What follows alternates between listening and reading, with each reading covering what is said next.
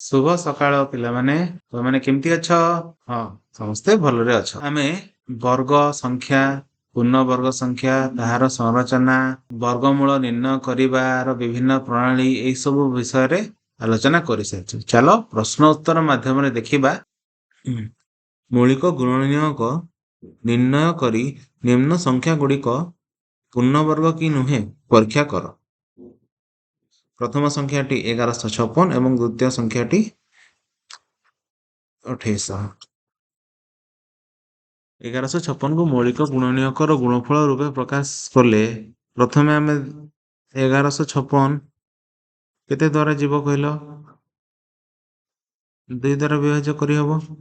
2 द्वारा विभाज्य कले केते हबो 2 पंचा 10 रहिला 1 15 2 सत्ता 14 1 16 2 अष्टा 16 पुणी 2 रे जीव पुणी 2 रे गले 2 दुणे 4 2 अष्टा 16 2 नुआ 18। एबे 289 केउ संख्या द्वारा विभाज्य हबो चिंता करो 289 कोन गोटे पूर्ण वर्ग संख्या की? हाँ कार वर्ग 17 रो वर्ग बढ़िया। तो 17 रे जदी गला 17 के 17 गला 17 सत्ता 119 1156 समान 2 गुणन 2 गुणन 17 गुणन 17 तो 2 गुणन 2 गोटे पेयर 17 गुणन 17 गोटे पेयर तो 2 गुणन 2 रु 2 आसला 17 गुणन 17 रु 17 आसला यार वर्ग 17 गुणे 34 रो वर्ग ठीक अछि। एटी देखो 1156 समान 2 गुणन 2 17 गुणन 17 समान 2 भाग कले 2 गुणन 17 एवं 2 गुणन 17 तो 2 गुणन 17 रो वर्ग समान 34 रो वर्ग ठीक अछि। तो आमे मौलिक गुणनीयक गुडी को जोड़ी रे मध्य लिखि परिबा जोटा आमे देखला हेबे केमति लिखा जाई परिबो 2 गुणन 2 एवं 17 गुणन 17 तो 2 गुणन 17 रो वर्ग 2 गुणन 2 रु गोटे 2 और 17 गुणन 17 रो 17 तो 2 गुणन 17 माने 34 34 रो वर्ग से बळी भाबरे आमे लिखि परिबा ठीक अछि। 1156 रो वर्गमूल केते हला 1156 रो वर्गमूल होउची 34। द्वितीय संख्याटी थिला 2800 2800 को मौलिक गुणनीयकर गुणफल रूपे प्रकाश कले केमति हबो 2800 को आमे 28 गुणन 100 लिखि परिबा मने नै पिला माने 2800 समान 28 गुणन 100 ठीक अछि। तापर 28 होउची केते 7 गुणन 4 728 तो 7 गुणन 4 सम 728 कर देला आ 100 को 25 400 100 को मध्य 25 गुणन 4 लिखि परिबा 7 जेमति को सेमति रहि गला 4 को हमें 2 गुणन 2 आकार लिखले सेमति 25 को लिखा गला केते 5 गुणन 5 एवं 4 को पुणी थले लिखा गला 2 गुणन 2 आकार रे। एबे हम याको सजे दबा 2 गुणन 2 को प्रथम रे रखि देला 2 गुणन 2 तापर पर 2 गुणन 2 को रखि दिया हला 2 गुणन 2 5 गुणन 5 को रखा हला एठी 5 गुणन 5 तापर 7 जेहेतु एकुटिया अछि हमें 7 को केवल एठी लास्ट रे रखि देला। एबे मोर प्रश्न कोन हमें 2800 रो समस्त मौलिक गुणनीयक गुडी को जोड़ी रे लिखि पारिला कि ना हमें लिखि पारले नाही केउ संख्याटी को हमें जोड़ी रे लिखि पारला नाही 7 टी को हमें जोड़ी रे लिखि पारले नाही तो एठु हमें को सिद्धांत रे उपनीत हेले एणु 2800 एक पूर्ण वर्ग संख्या नुहे। तम पय आ गोटे प्रश्न आमे या पूर्व रु वर्गमूल निर्णय करिबा क्रमिक अयुग्म संख्या वियोग करी हमें शिखिथिले तो 64 रो वर्गमूल केते हबो निर्णय करो केउ माध्यम रे क्रमिक अयुग्म संख्या वियोग करी ठीक अछि। तो चलो हमें एक रु आरंभ करी समस्त क्रमिक अयुग्म संख्या वियोग करिबा वियोग करी केते केते दूर पर्यंत जिबा हाँ ଶୂନ କିମ୍ବା ଶୂନ ଠାରୁ କମ୍ ସଂଖ୍ୟା ଆସିବା ପର୍ଯ୍ୟନ୍ତ ଆମେ ଯିବା। ତ ଆରମ୍ଭ କର। 64ରୁ ପ୍ରଥମେ କେତେ ବିଯୋଗ କରିବା? 1। 64ରେ 1 ବିଯୋଗ କଲେ 63। ପୁଣି 63ରୁ ବିଯୋଗ କରାହବ 3। 63ରୁ 3 ବିଯୋଗ କଲେ 60। ପ୍ରଥମ ଅଯୁଗ୍ମ ସଂଖ୍ୟା 1, ଦ୍ୱିତୀୟ ଅଯୁଗ୍ମ ସଂଖ୍ୟା 3, ତୃତୀୟ ଅଯୁଗ୍ମ ସଂଖ୍ୟା କେତେ? 5। ତ 60ରୁ 5 ବିଯୋଗ କଲେ 55। ତାପରେ ଚତୁର୍ଥ ଅଯୁଗ୍ମ ସଂଖ୍ୟା କେତେ? 7। 77ରୁ 7 ବିଯୋଗ କଲେ 48। 48ରୁ 9 ବିଯୋଗ କରିବା। 9 ବିଯୋଗ କଲେ 39। ସେଇଭଳି ଭାବରେ ତମେ ମାନେ ନିଜ ନିଜ ଖାତାରେ କର। ମୁଁ ଏବେ କିଛି ସୋପାନ ତମ ପାଇଁ କରିଦେଲି। ତମେ ମାନେ ନିଜ ନିଜ ଖାତାରେ ଏହାକୁ ଅଭ୍ୟାସ କର। 64ରୁ କ୍ରମିକ ଅଯୁଗ୍ମ ସଂଖ୍ୟା ଗୁଡ଼ିକୁ ବିଯୋଗ କରି କରି ନିଅ ଶେଷରେ ଶୂନ ଥିବା ପର୍ଯ୍ୟନ୍ତ। ତମକୁ କିଛି ସମୟ ଦିଆଗଲା। ଅଧାରୁ ଅଧିକ ତ ଆମେ କରିସାରିଛେ। ଆଉ ମାତ୍ର କିଛି ସଂଖ୍ୟା ବିଯୋଗ କରିବାର ଅଛି। କରିପାରିଲ ସମସ୍ତେ? ହେଇଗଲା? ବାଃ, ବଢ଼ିଆ। ଠିକ୍ ଅଛି। ଦେଖିଦିଅ ତମ ଖାତାରେ ଯାହା ବି ତମେ କରିଛ ଠିକ୍ ଅଛି ନା ନାହିଁ। 39ରୁ ତା ପରବର୍ତ୍ତୀ ଅଯୁଗ୍ମ ସଂଖ୍ୟା କୋଉଟା ବିଯୋଗ କରିବା? 39ରୁ ବିଯୋଗ କରିବା 11। 39ରୁ 11 ବିଯୋଗ କଲେ 28। 28ରୁ ପୁଣି 13 ବିଯୋଗ କରିବା। 13 ବିଯୋଗ କଲେ ଆସିବ 15। 15ରୁ 15 ବିଯୋଗ କଲେ ଆସିଗଲା 0। ତ 0 କେତେବେଳେ ଆସିଲା? ଏବେ ମୋର ପ୍ରଶ୍ନ, 64ରୁ କ୍ରମାଗତ ଭାବରେ କେତେ ଥର ବିଯୋଗ କରିବା ପରେ ଆମେ 0 ପାଇଲେ? କେତେ ଥର ଗଣ ପିଲାମାନେ? 1, 2, 3, 4, 5, 6, 7, 8। 8 ଥର ଆମେ କ୍ରମାଗତ ବିଯୋଗ କଲା ପରେ 0 ପାଇଲେ। ତ ଏଥିରୁ ଆମେ କଣ ଜାଣିଲେ? ତ ଉତ୍ତର ହେଲା 8। କଣ ଉତ୍ତର? କାହାର ଉତ୍ତର? 64ର ବର୍ଗମୂଳ ହେଲା 8। ଆମେ କ୍ରମାଗତ ଯେତେ ଥର ବିଯୋଗ କଲା ପରେ ଅଯୁଗ୍ମ ସଂଖ୍ୟା ଗୁଡ଼ିକୁ ଆମେ ଯଦି 0 ପାଇଲେ ତ ଯେତେ ଥର ବିଯୋଗ କଲେ ସେଇଟା ହବ ତାର ବର୍ଗମୂଳ। ତ 64ର ବର୍ଗମୂଳ ହେଲା 8। ସମସ୍ତେ ବୁଝିପାରିଲ? ଏଇଟା ତ ହେଲା ଛୋଟ ଛୋଟ ସଂଖ୍ୟା। ଛୋଟ ସଂଖ୍ୟାକୁ ତମେ ଏଭଳି ଭାବରେ କରିପାରିବ। କିନ୍ତୁ ଯଦି ବଡ଼ ବଡ଼ ସଂଖ୍ୟା ଗୁଡ଼ିକର ବର୍ଗମୂଳ ନିର୍ଣ୍ଣୟ କରିବାକୁ ହୁଏ ତ ତମେ କିପରି କରିବ? ବଡ଼ ବଡ଼ ପୂର୍ଣ୍ଣ ବର୍ଗ ସଂଖ୍ୟା ଗୁଡ଼ିକର ବର୍ଗମୂଳ ପାଇବା ପାଇଁ ଜାଣିଥିବା ନିକଟତମ ପୂର୍ଣ୍ଣବର୍ଗ ସଂଖ୍ୟାରୁ ଆରମ୍ଭ କରି ଉତ୍ତର ପାଇପାରିବା। ଉଦାହରଣ ସ୍ୱରୂପ 1936ର ବର୍ଗମୂଳ କିପରି ନିର୍ଣ୍ଣୟ କରିବା? 1936 ସଂଖ୍ୟାଟି କେଉଁ ସଂଖ୍ୟାଦ୍ୱୟ ମଧ୍ୟରେ ବା କେଉଁ ଦୁଇଟି ପୂର୍ଣ୍ଣବର୍ଗ ସଂଖ୍ୟା ମଧ୍ୟରେ ଆସୁଛି ଚିନ୍ତା କର। 1936ର ବର୍ଗମୂଳ ନିର୍ଣ୍ଣୟ କରିବା ପାଇଁ ଆମେ ନିମ୍ନୋକ୍ତ ଯୁକ୍ତି ଉପସ୍ଥାପନ କରିପାରିବା। ଠିକ୍ ଅଛି। ପ୍ରଥମ ସୋପାନରେ ଆମେ 1936 40ର ବର୍ଗ ଆଉ 50ର ବର୍ଗ ମଧ୍ୟରେ ଅଛି ନା ନାହିଁ ପିଲାମାନେ? 40ର ବର୍ଗ କେତେ? 1600। ଆଉ 50ର ବର୍ଗ କେତେ? 2500। ତ 1600 ଆଉ 2500 ମଧ୍ୟରେ 1936 ଅଛି ନା ନାହିଁ? ହଁ, ଅଛି। ତ 1936ର ବର୍ଗମୂଳ 40ରୁ 50 ମଧ୍ୟରେ କୌଣସି ଗୋଟେ ସଂଖ୍ୟା ହେଇଥିବ ନା ନାହିଁ? ହଁ, 1936ର ଶେଷ ଅଙ୍କ 6 ଅଛି। 1936ର ବର୍ଗମୂଳର ଶେଷ ଅଙ୍କ କେତେ ଥିବ? ହଁ, ସେଇଟା 4 କିମ୍ବା 6 ହେଇଥିବ। ଅର୍ଥାତ୍ 44 କିମ୍ବା 46 ମଧ୍ୟରୁ କୌଣସି ଗୋଟେ ସଂଖ୍ୟାର ବର୍ଗ ହବ 1936। ଯଦି ଆମେ 40ର ବର୍ଗର ମୂଲ୍ୟ ଜାଣିବା ତେବେ ଆମେ କହିପାରିବା ଯେ ସଂଖ୍ୟାଟି 40ରୁ 45 କିମ୍ବା 45ରୁ 50 ସମ୍ଭାଗରେ ଥାଇପାରେ। 45ର ବର୍ଗ ନିର୍ଣ୍ଣୟ କରିବା ପାଇଁ 45କୁ ଆମେ 40 ଯୋଗ 5 ଲେଖିପାରିବା। 40 ଯୋଗ 5 ବର୍ଗ ମାନେ ସେଇ ସଂଖ୍ୟାକୁ ତା ସହିତ ଆଉଥରେ ଗୁଣନ କରାଯିବ। 40 ଯୋଗ 5 ଗୁଣନ 40 ଯୋଗ 5। 40ର ବର୍ଗ ଯୋଗ 2 ଗୁଣନ 40 ଗୁଣନ 5 ଯୋଗ 5ର ବର୍ଗ। 40ର ବର୍ଗ 1600, ଏହାର ମୂଲ୍ୟ 400 ଏବଂ 5ର ବର୍ଗ 25। ସମୁଦାୟ ହେଲା 2025। ଆମର ପ୍ରଶ୍ନ ଅଛି କଣ? 1936। ତ 1936ଟା 2025ରୁ ସାନ କି ବଡ଼? 1936ଟା ସାନ।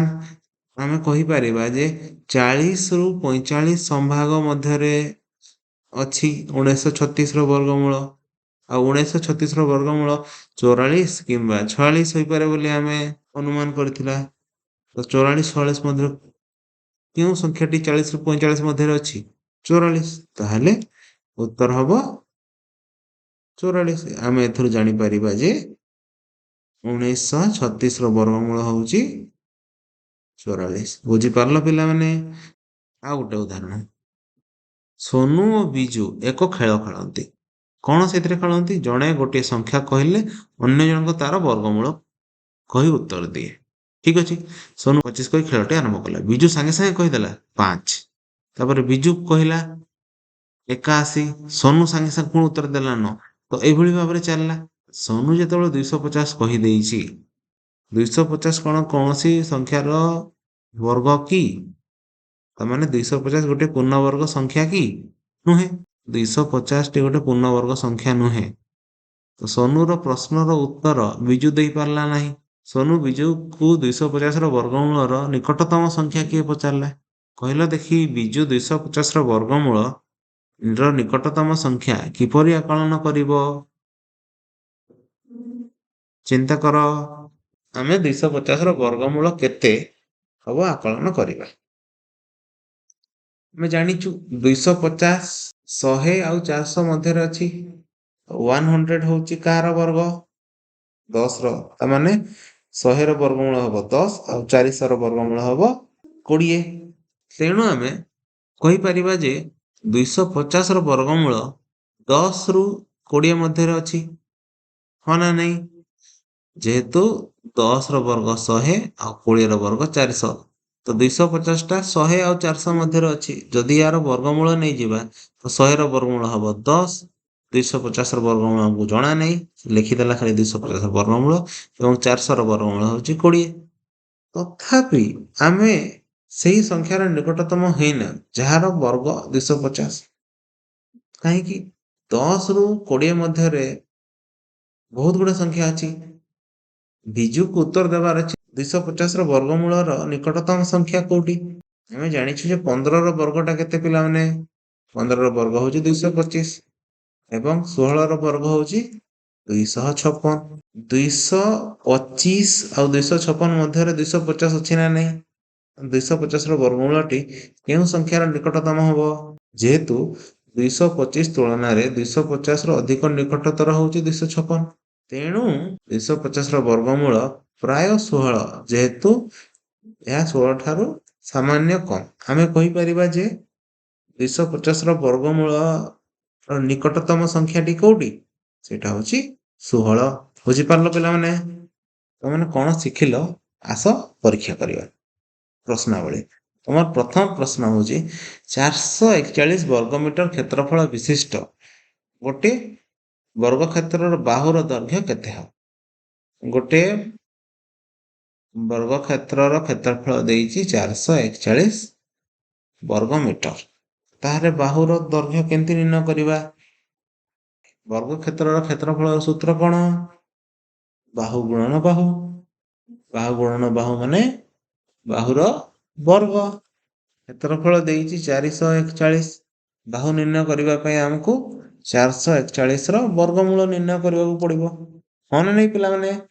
441ର ବର୍ଗମୂଳ ନିର୍ଣ୍ଣୟ କରିବା ପାଇଁ ଆମେ 441କୁ ମୌଳିକ ଗୁଣନୀୟକର ଗୁଣଫଳ ଆକାରରେ ପ୍ରକାଶ କରିବା।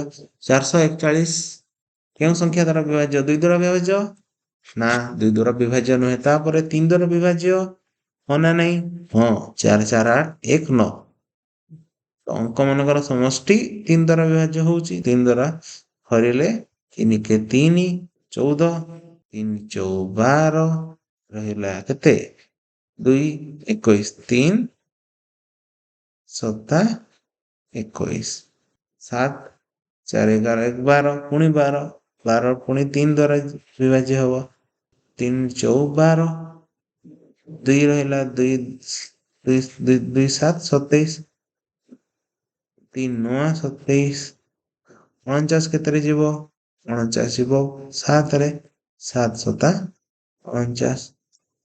ତ ସହଜ ହେଇଗଲା। এইটা ଗୋଟେ ଯୋଡ଼ି, এইଟା ଗୋଟେ ଯୋଡ଼ି। ତ ଉତ୍ତର କେତେ ହବ? ବାହୁର ଉତ୍ତର କେତେ ହବ? ବାହୁର ଦୈର୍ଘ୍ୟ ଏଇଠି ଗୋଟେ 3 ଆଣିବ, ଏଇଠି ଗୋଟେ 3 ଆଣିବ। 3 ଗୁଣନ 7 ସମାନ 7 3 21। ତ ବର୍ଗ କ୍ଷେତ୍ରର ବାହୁର ଦୈର୍ଘ୍ୟ ହବ 21 ମିଟର। ଠିକ ଅଛି, ବୁଝିପାରିଲ ସମସ୍ତେ? 441 ର ବର୍ଗମୂଳ ହଉଛି 21। ଉତ୍ତରରେ ଆମେ କଣ ପାଇଲେ? 441 ବର୍ଗ ମିଟର କ୍ଷେତ୍ରଫଳ ବିଶିଷ୍ଟ ଗୋଟିଏ ବର୍ଗକ୍ଷେତ୍ରର ବାହୁର ଦୈର୍ଘ୍ୟ ହଉଛି 21 ମିଟର।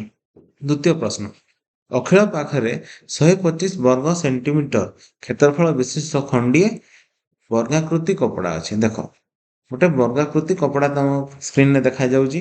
ଏଥିରୁ 15 ସେଣ୍ଟିମିଟର ଦୈର୍ଘ୍ୟର ବର୍ଗାକୃତି କପଡ଼ା କରାଯାଇ ପାରିବ କି? ଆମକୁ ଦତ୍ତ ଅଛି ଯେ ୟାର କ୍ଷେତ୍ରଫଳ ହଉଛି 125 ବର୍ଗ ସେଣ୍ଟିମିଟର। କଣ 15 ସେଣ୍ଟିମିଟର ଦୈର୍ଘ୍ୟର ବର୍ଗାକୃତି କପଡ଼ା ପାଇପାରିବା କି? ଯଦି ନୁହେଁ, ସେ ଜାଣିବାକୁ ଚାହାନ୍ତି ଯେ ଏହି କପଡ଼ା ଖଣ୍ଡରୁ କେଉଁ ସର୍ବାଧିକ ଆକୃତିର ରୁମାଲ କାଟି ହେବ ଯାହାର ପାର୍ଶ୍ୱର ଲମ୍ବ ପୂର୍ଣ୍ଣ ସଂଖ୍ୟା ହେଇଥିବ। ପିଲାମାନେ, 125 ସଂଖ୍ୟାଟି ଏକ ପୂର୍ଣ୍ଣବର୍ଗ ସଂଖ୍ୟା କି? ଆସ ଦେଖିବା। 10 ର ବର୍ଗ କେତେ?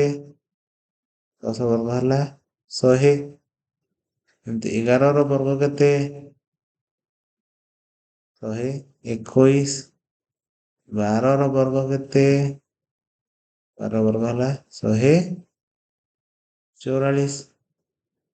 ତ 125ଟା ଏହି ଦୁଇ ସଂଖ୍ୟା ମାନଙ୍କ ମଧ୍ୟରେ ରହୁଛି ନା ନାହିଁ? ତ 125ର ନିକଟତମ ପୂର୍ଣ୍ଣବର୍ଗ ସଂଖ୍ୟା ଗୁଡ଼ିକ କେଉଁଟା? ହଁ, 121 ଏବଂ 144। ଆଉ 121ର ବର୍ଗମୂଳ କେତେ? 11 ଏବଂ 144ର ବର୍ଗମୂଳ କେତେ? 12।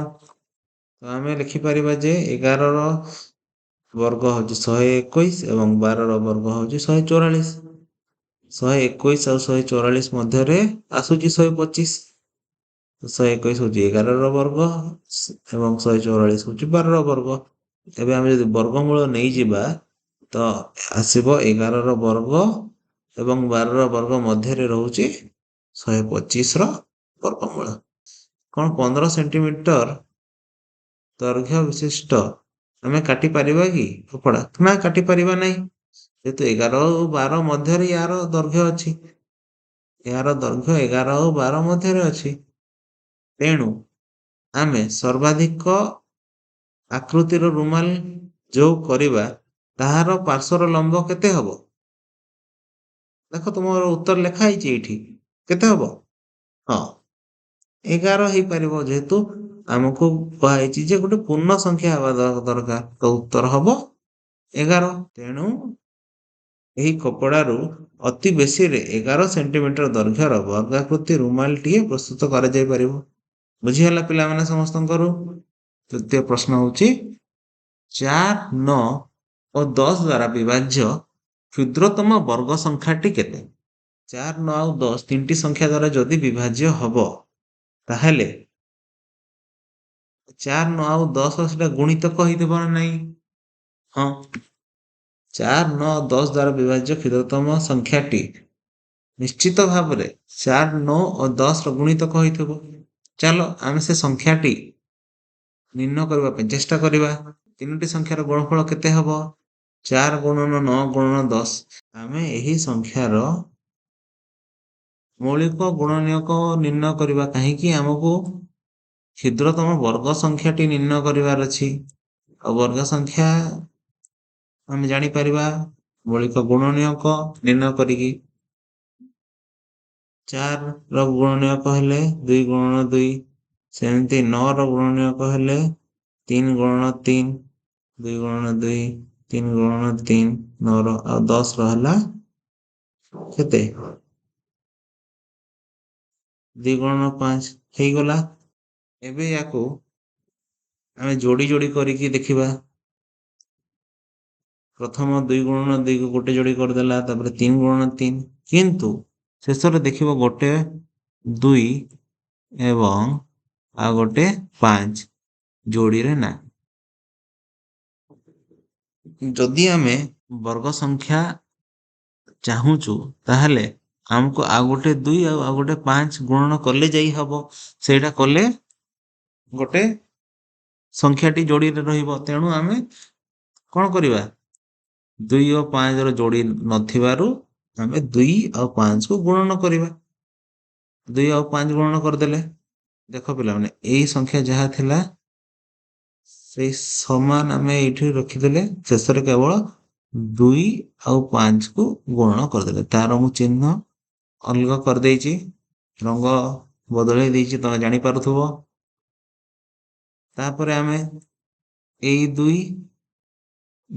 को पाकु नै आसले ए2 और ए2 सेमति भाबरे एई 5 और एई 5 को पाकु नै आसले तो एटा हले 2 गुणन 2 और 5 गुणन 5 तो जोड़ी हे गले ना नहीं